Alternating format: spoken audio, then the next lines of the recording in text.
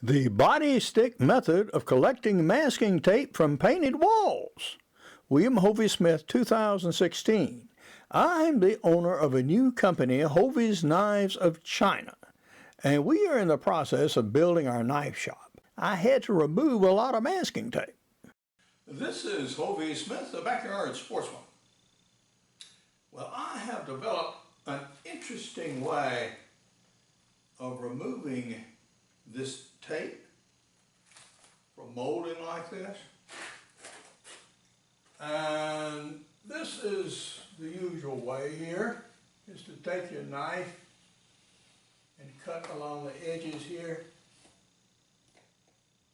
so you don't strip away the paint.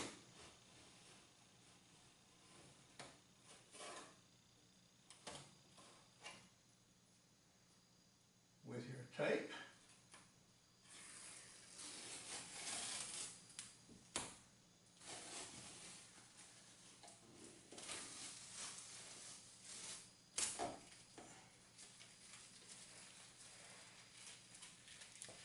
But for those of you who are a little more adventurous, and those who must climb tall ladders to get this tape off stripping like this in very inconvenient places, what to do with this tape is a little bit of a danger.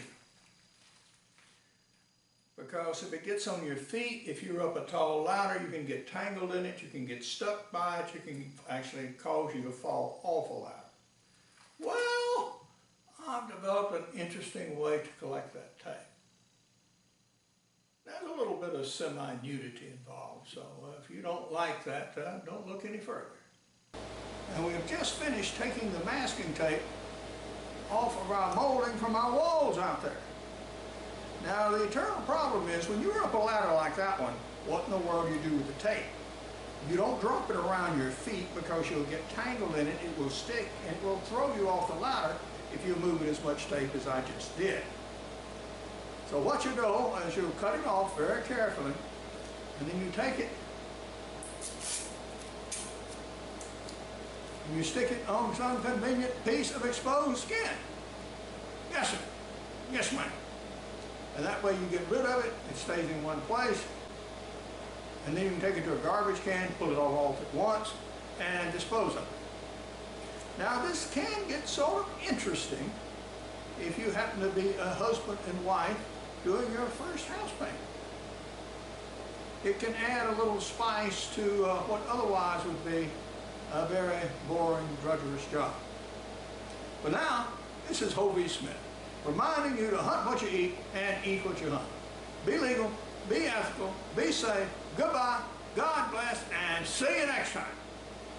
This is how it all started, with me seeing some original bronze knives from China, having Murray Carter make me one out of steel, and then me working up wooden prototypes for our own knives.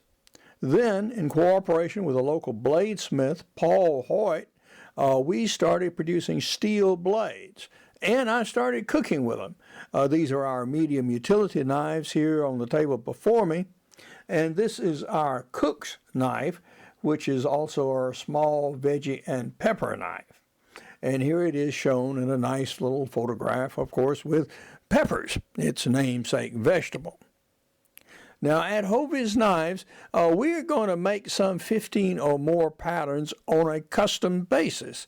And we're going to start actually shipping knives on January 1.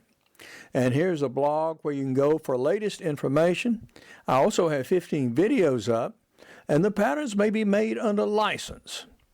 Good hunting and good eating from the outdoors. Goodbye, and God bless.